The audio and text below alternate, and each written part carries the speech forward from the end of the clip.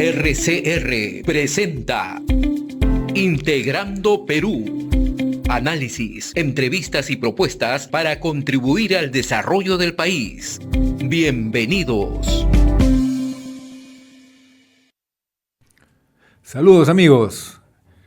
Hoy vamos a conversar con José González, que se encuentra en Estados Unidos, sobre lo que está pasando en el mundo, especialmente el contexto de la política de los Estados Unidos, que ha puesto en jaque al mundo entero en temas comerciales, además de los temas que tienen que ver con guerras y los asuntos geopolíticos, y cómo afecta al Perú. Pero voy a empezar preguntándole a José, ¿cómo estás? Bienvenido. Gracias, Pedro, encantado siempre estar en el programa. Muy bien. La primera pregunta, acaba de salir un reporte del Instituto Fraser que nos dice que Perú no está aprovechando la buena ola de precios altos en la minería. Es una observación dura para el gobierno nacional, ¿cierto? Es correcto. Si bien progresamos en el índice, estamos muy por debajo del récord que tuvimos hacia el año 2018 y no terminamos de recuperarnos por una combinación de políticas públicas. Es decir, el Perú sigue siendo, en términos geológicos, un buen país minero y un país que en el índice Fraser nos mantiene más o menos en el punto medio entre los mejores países, que son prácticamente todos del norte global, en donde se combina la regulación, la legislación, el potencial geológico, el capital humano, la infraestructura, ¿sí? Pero seguimos en un punto en que, a partir del cual podríamos mejorar. Creo que en el Instituto Fraser impacta mucho la calificación en lo que se refiere a estos proyectos que siguen prometiendo la posibilidad de que el Perú duplique su producción, pero no se terminan de consolidar. Y es un problema que tiene que ver con tramitología, con permisología, como se le llama en Chile y en Perú. Y por otro lado, por un tema de los conflictos sociales y la ausencia de su administración, su solución, más allá de las resoluciones temporales, pero también con lo que ha señalado el ministro Montero, con que las empresas mineras no terminan de consolidar sus compromisos independientemente de los conflictos que enfrentan. Curiosamente, hay ciertos países africanos que tienen mejor rating que el Perú y la situación política, social, de seguridad interna de algunos de esos países, pues comparadas a la del Perú, son mucho peores. Recordar que en el Congo, que es una potencia minera en cobalto y crecientemente en cobre, las condiciones de minado son atroces. Y hay una guerra civil y se acaba de acordar un proceso de paz con Ruanda, en el cual hay milicias ruandeses vinculadas al gobierno que están invadiendo zonas mineras. Es decir, de nuevo, el índice Fraser es un índice que hay que tomar en cuenta, pero tampoco hay que tomarlo como ningún índice que tienden a buscar medias estadísticas como un tema definitivo ni definitorio. Yo hago una comparación y he visto el informe del Instituto Fraser en el anterior ciclo expansivo de la minería peruana, que comenzó el 2003 y más o menos terminó el 2013.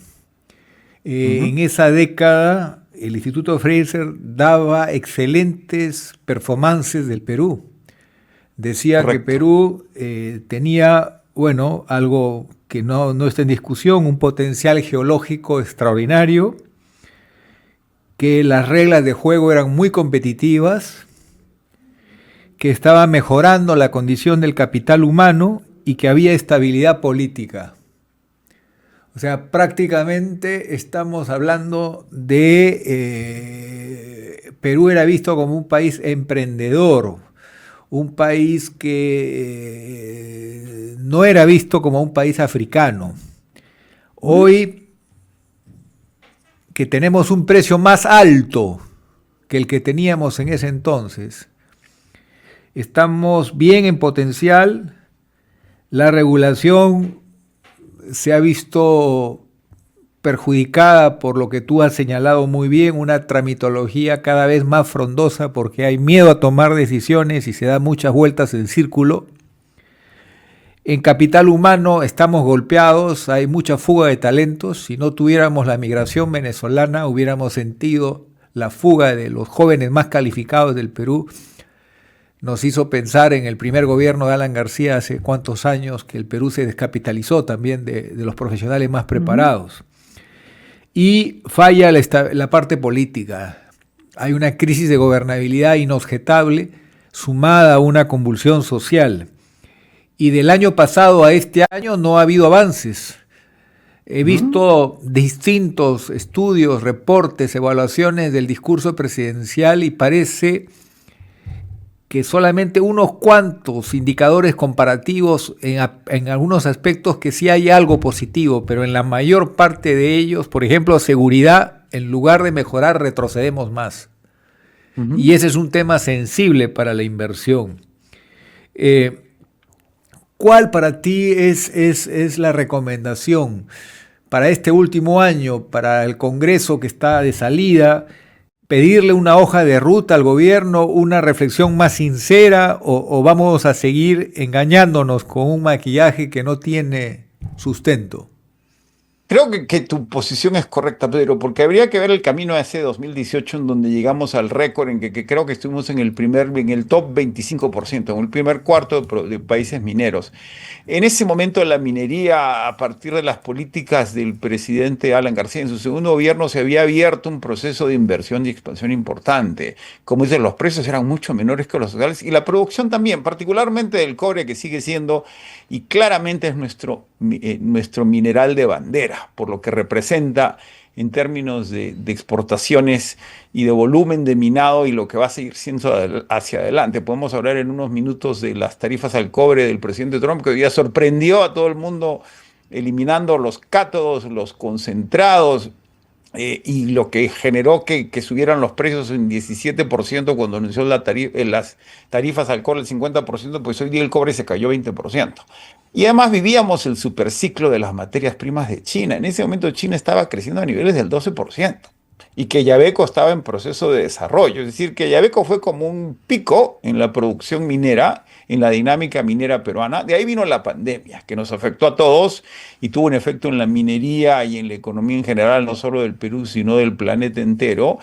Y no nos terminamos de recuperar de esa corrección. Y lo que nos sucede en términos mineros es que las vallas son cada vez más altas. Es cuando la gente pregunta por qué China ya no puede crecer al 9%, pues porque ya es una economía muy grande, es una economía de 17 trillones con problemas de una economía. Estados Unidos crece, según el Fondo Monetario, según los anuncios de hoy día, al 3%, creció menos 0.5 en el primer trimestre, pero Estados Unidos ya no es una economía que puede crecer el 4%, es muy grande, es como un transatlántico, ¿no? Lo que llaman los marinos la velocidad de reacción. Si uno tiene una lancha pequeña, mueve el timón y la lancha se mueve. En un tanquero hay que mover el timón varios minutos antes porque la fuerza de reacción es distinta. Y eso creo que es lo que nos pasa en el Perú. Y hemos entrado en una liga minera más senior, y lo que demanda Fraser y el mercado de los inversionistas y las mineras son mayores dinámicas. ¿Qué nos falta en el Perú? Planificación,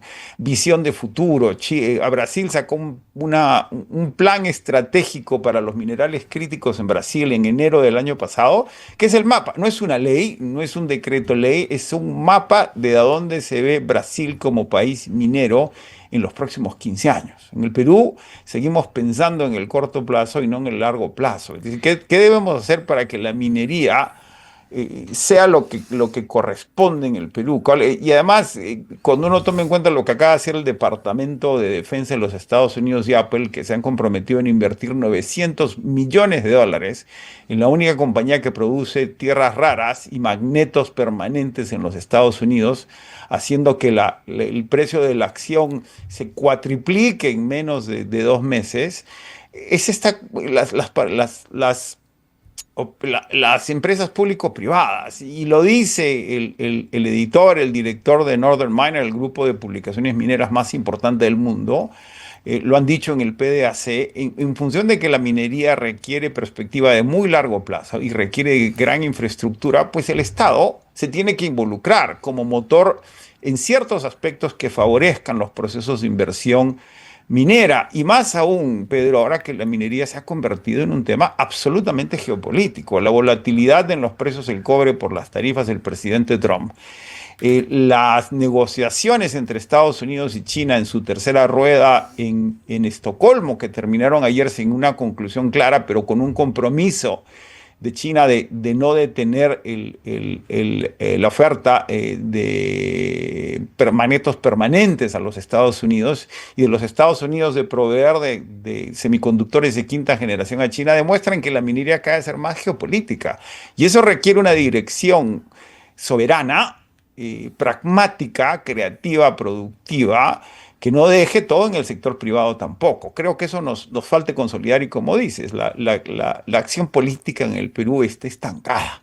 Y ese estancamiento tiene que ser remecido, removido, renovado, y el sector privado tiene que involucrarse gremialmente, no individualmente. Con una corporación hace política, siempre se mete en problemas, pero los gremios están para eso. La Sociedad Nacional de Minería tiene un rol preponderante, fundamental, como lo tuvo la Sociedad Nacional de Industrias en su momento con Pedro Beltrán, o la Sociedad Nacional de Pesquería con Luis Banquero Rossi, o lo que fue la CONFIEP en su momento, para que estas dinámicas, para que las competencias de lo privado suplan las incompetencias de lo público, y a la inversa. Te pido, por favor, que con mayor calma menciones cuál ha sido la decisión arancelaria que ha tomado el presidente Trump y que afecta el precio del cobre. El presidente Trump había, desde su primera administración, tuvo mucha fijación en el aluminio y el acero, a los que les puso tarifas en ese momento dado, y en las cuales insistió en esta segunda administración desde el 2 de abril, cuando anuncia el Día de la Liberación, el día del anuncio de las tarifas. Y las tarifas del acero y del aluminio que afectan a Europa, se acaba de firmar un acuerdo, no se ha firmado, se acaba de llegar a un acuerdo entre la Unión Europea y los Estados Unidos el fin de semana, en donde las tarifas al acero y al aluminio, que están al 50%, se van a ir reduciendo y se va a establecer un sistema de cuotas. El presidente solicita al Departamento de Comercio que se haga un estudio sobre el cobre, aduciendo que es un tema de seguridad nacional, porque los productores de cobre están invadiendo el mercado americano sin permitir que el mismo se desarrolle. Y el 8 de julio, en una reunión del gabinete, un periodista le pregunta que cuáles van a ser las tarifas del cobre, y el presidente responde impromptu e ipso facto que las tarifas del cobre van a ser del 50%. El precio de la cotización del cobre, que había empezado a subir desde que se anuncia el estudio, que se esperaban los resultados en noviembre, en algún momento el presidente dice que iban a ser en julio, que ya había empezado a subir, en cuestión de minutos, Pedro, subió 17%. ¿Por qué? Porque se empezaron a acumular inventarios de cobre en los Estados Unidos. Estados Unidos importa la mitad del cobre que consume. Y el spread, es decir, la diferencia de precio entre Londres y Chicago, se abrió de niveles del 13 al 30%. Empezaron a cobrar cobre de todas partes, esperando el día de las tarifas, que era el 1 de agosto. La pregunta que se hacían todos los analistas y los operadores del mercado es cuáles iban a ser los detalles. No había detalles. Y hoy día, sorpresivamente, de nuevo, para el shock y alivio del mercado, la Casa Blanca, no el presidente, anuncia que solo se van a aplicar las tarifas a los productos semiterminados. En la medida que era un tiro no al pie, sino a la rodilla, poner tarifas a la mitad del cobre que se importa en los Estados Unidos de socios comerciales confiables. Chile, Canadá y México son los mayores exportadores de cobre a los Estados Unidos. No tenía ningún sentido más, porque una mina de cobre que se empiece hoy va a tomar 10 años. En los Estados Unidos solo hay 9 refinadoras de cobre, comparada a más de 60 en China, y ningún proceso iba a resultar siendo positivo. Y hoy día, sorpresivamente, la Casa Blanca dice: no vamos a aplicar el cobre a los concentrados, ni a los cátodos, ni a los ánodos, solo los productos, las tarifas. Tarifas, aranceles, hay una diferencia, pero el presidente habla de tarifas, hablemos de tarifas. Y el precio del cobre se cayó 20% en cuestión de minutos. Ahora, estos inventarios en los Estados Unidos son por 6 meses. O sea que en 6 meses el mercado se vuelve a rebalancear. Y lo que ha sucedido en términos de ver este precio del cobre, que pasó de niveles de 4.30, perdón, déjame, para no darles un número equivocado, que pasó de los niveles en que está hoy día de 4.50, en este momento está en 4.49, llegó a 5.90. Ayer, antes de ayer. Y vuelve a caer. Ahora, cuando se agote esta existencia, este inventario de 6 meses, que se va a acabar en 6 meses, ¿sí? Ya hemos visto a qué niveles puede llegar el cobre. $6 la libra en un plazo relativamente corto, cosa que se esperaba en los mercados que tomara más tiempo, por lo menos 3 años. Lo que hace subrayar que el déficit entre oferta y demanda del cobre es real y va a suceder más temprano que tarde. Eso debería estimular la producción de cobre en el Perú y el desarrollo de estos proyectos que tenemos ya en línea de aprobación y de ejecución. Hoy día se anuncia que Tía María arranca en el 2027, pero de nuevo, si se pusieran en marcha 12 proyectos de los 30 y tantos que hay en distintas etapas de desarrollo, el Perú podría duplicar su producción de cobre en menos de 15 años, en 12 años. 15 proyectos en 12 años. Es decir, y duplicar esa producción con este tipo de cotizaciones podría generar, Pedro, que en 12 años se produzca más ingreso por cobre que en los 44 años anteriores. Ya. Es interesante lo que nos estás explicando porque finalmente hay un clima de inestabilidad muy grande. En el segundo bloque vamos a hablar de los resultados macro de esta política que no tiene estabilidad en los anuncios y cambios que hace el presidente Trump constantemente. Volvamos al Perú y no quiero dejar de preguntarte. Yo conocí hace algunos años a un caso que fue muy famoso de un proyecto nacional que anunciaba descubrimientos de reservas importantes de petróleo.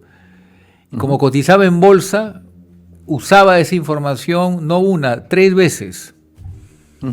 Hasta que hubo un problema con la bolsa de valores que los que están a cargo del sistema de accountability, de control, dijeron: esta empresa está especulando, está engañando a sus inversionistas porque no se puede especular de los informes geológicos. En la industria del petróleo, correcto, mientras no perfores, no puedes decir nada y dar por hecho que has encontrado 2.000 millones de barriles o más.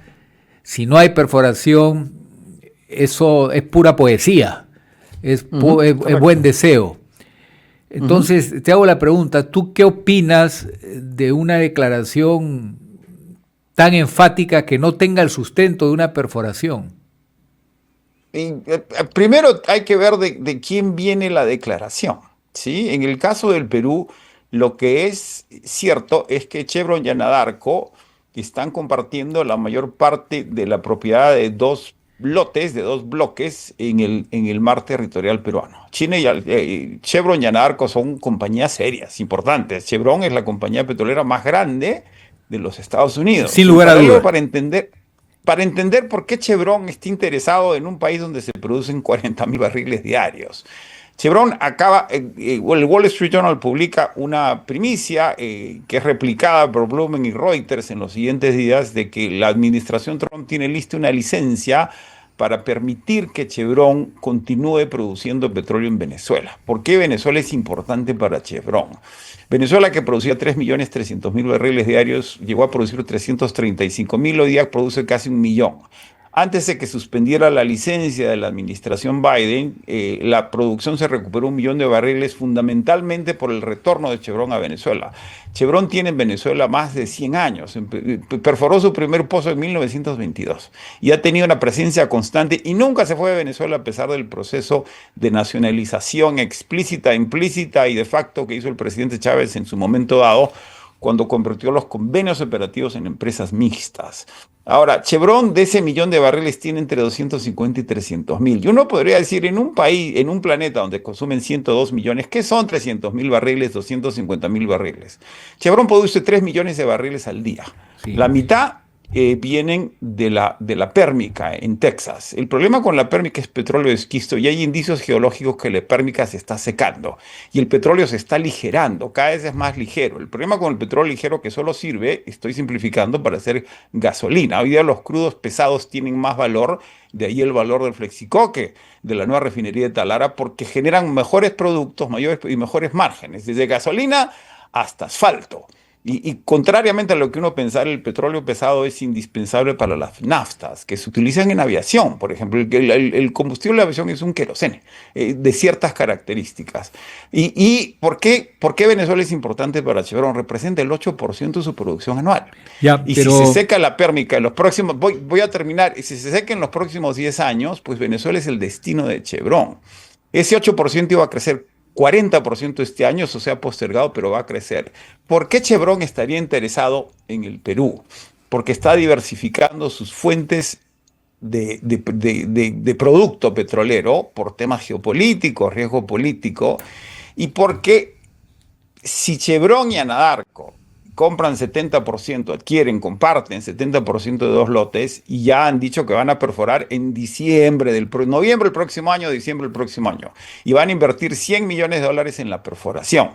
Y que si encuentran petróleo, ya se terminaron las sísmicas de 3D, o sea, viendo la sísmica de 3D ya tienen indicios de que sí hay petróleo. Lo que no han confirmado, y hay especulaciones en el mercado, cuánto se podría producir en esos dos bloques. Pero si hay una inversión de 100 millones y una inversión de 1.000 millones para explotarlo, tomando en cuenta que es Chevron, pues los indicios son más o menos ciertos. Y si en esos bloques hay petróleo significativo, hablemos de los 250.000 que hoy día producen en Venezuela y lo que representa para Chevron. ¿Sí? 8% de su producción, que puede llegar a ser 10%, es decir, entre el Perú, Venezuela, con la inestabilidad venezolana, la administración Trump. Curiosamente, el Perú, que había producido 250.000 barriles y hoy día produce 40.000 nada más, consumimos 250.000, podría convertirse no en una potencia petrolera, pero si llegáramos a producir 250, si Chevron confirma los indicios y podemos producir 500.000 de barriles, pues Colombia hoy día produce 700, llegó a producir 1.000.000 y va a los 400 por cuestiones geológicas. Venezuela viene de regreso, en Guyana solo se pueden producir solo 1.500.000. Vaca Muerta produce 2 millones, puede producir 2.400.000 como máximo, antes de consumir menos petróleo, vamos a consumir más petróleo. Y hoy día el petróleo convencional tiene un valor excepcional en cualquier parte del mundo en el que esté. A ver, yo coincido completamente contigo en la seriedad y calidad de estas empresas, Anadarko del Canadá y Chevron de los Estados Unidos. Chevron es una de las primeras empresas del mundo. Uh-huh. Es una calidad de inversionistas que Perú reclamaba hace muchos años, porque hemos perdido a empresas del primer grupo en varias oportunidades y hemos tenido a empresas medianas, pero habíamos perdido a las grandes actoras de la industria. Uh-huh. Ahora con esta exploración estaríamos recuperando un poco a grandes actores. Pero correcto. Yo conocí esta área como prospecto de búsqueda de hidrocarburos en la década de los 90. Allí Repsol perforó y quiso llegar al objetivo geológico que se llama las turbiditas, que era el objetivo para encontrar petróleo, porque las señales geológicas desde esa época eran muy buenas frente a las costas de Trujillo. Acá hablamos de una estructura que está entre Chiclayo y Trujillo, 100 kilómetros mar adentro. Entonces, estamos hablando de algo que coinciden los expertos que tiene señales positivas. Pero de ahí a anunciar que se ha descubierto más de 2.000 millones de barriles, hay una distancia gigantesca. Mientras correcto. No haya perforación, mientras no haya la verificación in situ que hemos llegado a una reserva, a un reservorio primero, de una dimensión importante que puede ser comercialmente explotable, hay protocolos en la industria que se deben de seguir, porque si no corremos el riesgo de anunciar ya repartos de una riqueza que todavía no existe, no es disponible, no se ha concretado, no se ha terminado de hacer el gol. Hay No, pero buenos indicadores nada más. correcto, sabiendo de geología, pasó en Colombia con el campo Rubiales. El campo Rubiales que lo perforó todo el mundo y nadie encontró nada Al y se sexto dio por pozo. perdido.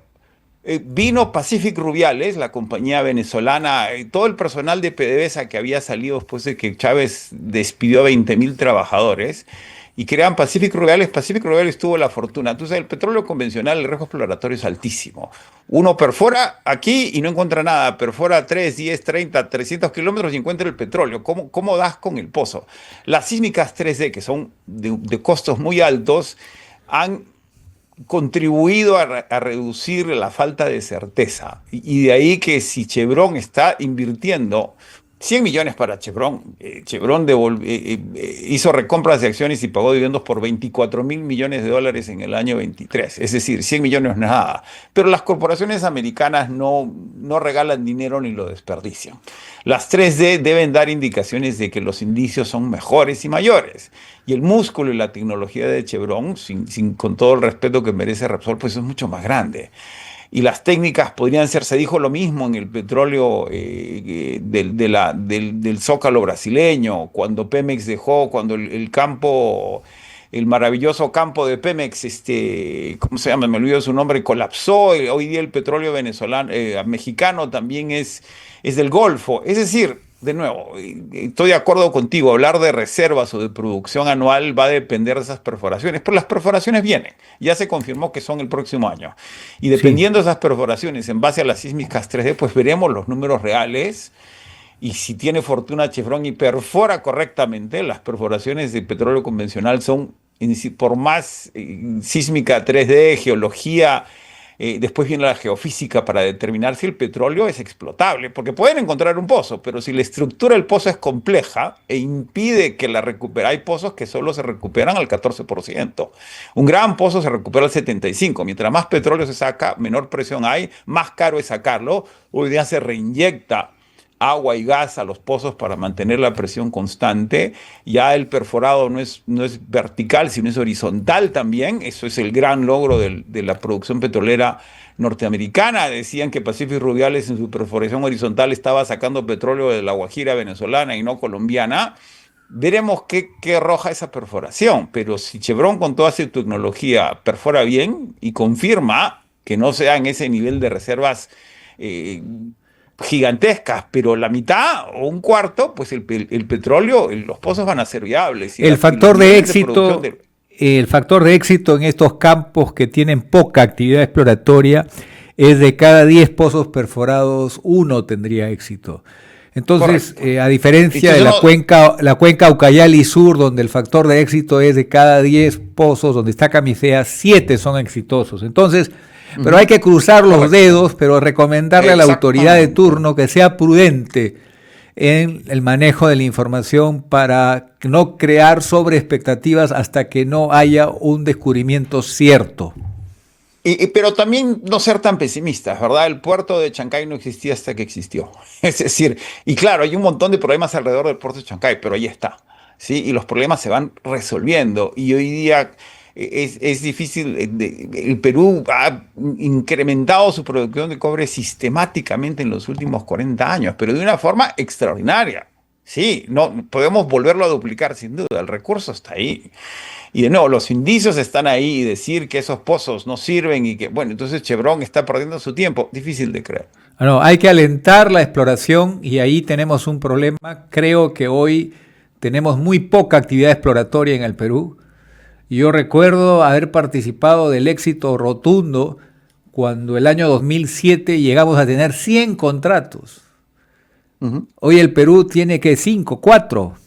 Es un resultado magro la política exploratoria. Entonces hay que ponerle ganas también a ese aspecto Correcto. de la política de promoción de la exploración, respetando los mejores estándares ambientales, pero digamos que hay un problema de gerencia país que tenemos que mejorar, ¿no? Pero hay que aplaudir el entusiasmo de Chevron que va de la mano del de Aramco con Primax. No se ha cerrado la transacción, eso también es cierto, pero no se ha caído tampoco. Es decir, ¿qué ven Aramco y Chevron en el Perú que nosotros no vemos? Y eso subraya que en Petroperú, con todos sus problemas, hay valor.